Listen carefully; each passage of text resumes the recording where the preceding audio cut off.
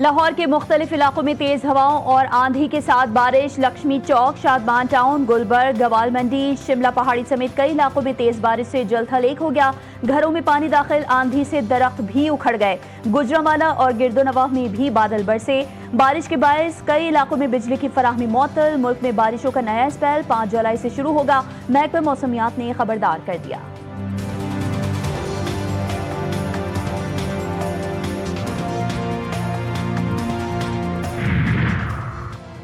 دریائے سوات میں ریسکیو 1122 کے رسپانس سے متعلق سی سی ٹی وی فوٹیج صوبائی انسپیکشن ٹیم کو موصول. واقعے کے 19 منٹ بعد ریسکیو 1122 کی صرف میڈیکل ایمبولنس پہنچی، جس کے پاس دریائے سوات میں پھنسے افراد کو نکالنے کا سامان تک میسر نہیں تھا. دریائے سوات میں بہنے والے اور بچے کی لاش مل گئی، ایک کی تلاش جاری.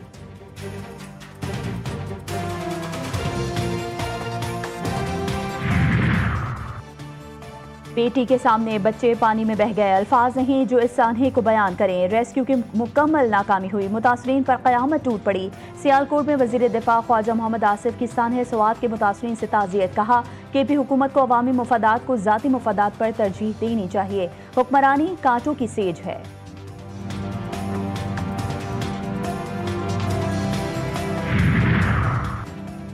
اور پی ٹی آئی حکومت نے پاکستان کو ڈیفالٹ کے دہانے پر لا کھڑا کیا تھا. پاکستان اس وقت معاشی بحالی کے عمل سے گزر رہا ہے.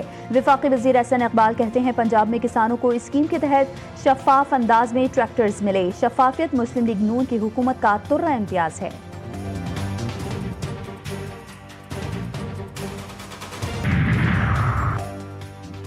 کسی نے تصور بھی نہ کیا تھا کہ ہم فردو جوہری پلانٹ پر حملہ کریں گے. سب اسے ناقابل تسخیر سمجھتے تھے. امریکی صدر کا تہلکہ خیز انکشاف. ڈونلڈ ٹرمپ کا کہنا تھا کہ ایران کو حملے کا علم نہیں تھا. 400 کلو یورینیم کی منتقلی کی رپورٹس غلط ثابت ہوئیں. ایران نے صرف اپنے افراد کو محفوظ مقام پر منتقل کیا. عوام جان بچانے کی کوشش کرتے رہے. فردو سے کچھ منتقل کرنا خطرناک اور مشکل عمل تھا. ہم نے سب کو حیران کر دیا.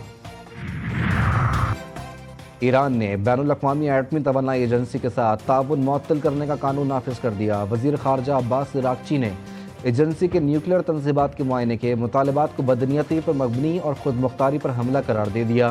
نئی حکمت عملی اپنانے کا اعلان. حکومت نے ایجنسی کے سربراہ پر پابندی عائد کر کے قومی سلامتی پر کوئی سمجھوتہ نہ کرنے کا واضح موقف اختیار کر لیا. امریکہ اور اسرائیل سے جنگ میں ایران کی طاقت پر دنیا حیران و پریشان. ایران نے اسرائیل کے خلاف صرف 5% عسکری صلاحیت استعمال کر کے صہیونی ریاست کو ہلا کر رکھ دیا.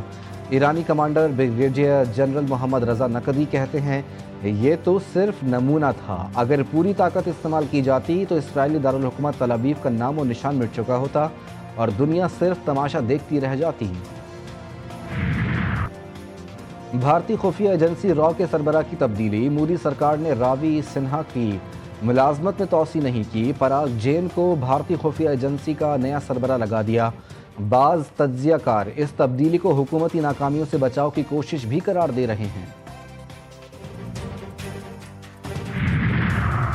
ڈی جی ایف آئی اے رفعت مختار کی آئی جی سندھ غلام نبی میمن سے اہم ملاقات. انٹرپول اور بیرون ملک فرار ملزمان کی گرفتاری کے لیے مشترکہ تعاون پر تفصیلی تبادلہ خیال.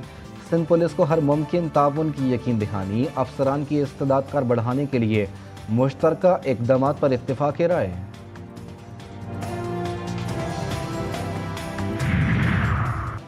مال و دولت کی حویث خون کی پیاسی. شجاع آباد کے پل کھارا علاقے میں جائیداد کے تنازع پر 2 گروپوں کے درمیان تصادم. شدید جھگڑا، ڈنڈوں، سوٹوں اور اینٹوں کے وار سے خواتین سمیت 10 افراد زخمی.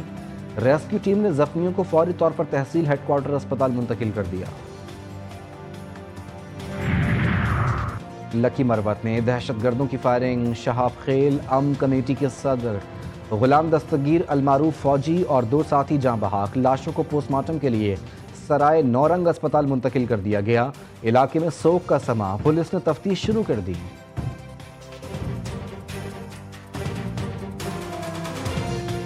تین محرم الحرام جب کربلا کے میدان میں ظلم اپنی آخری حدوں کو چھونے لگا.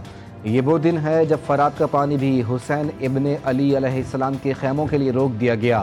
تاریخ کی اوراق آج بھی اس دن کی شدت کو بیان کرتے ہیں.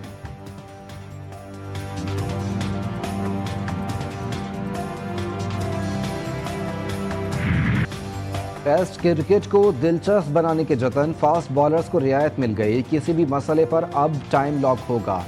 ओवर रेट पर असर नहीं पड़ेगा। गेंद तब्दील कराने के लिए गेंद पर थूक लगाने से भी कोई फायदा नहीं होगा। अंपायर अब थूक लगाकर गेंद तब्दील करने की कोशिश पर गेंद तब्दील नहीं करेगा। आईसीसी ने क्रिकेट कवानीन बदल दिए।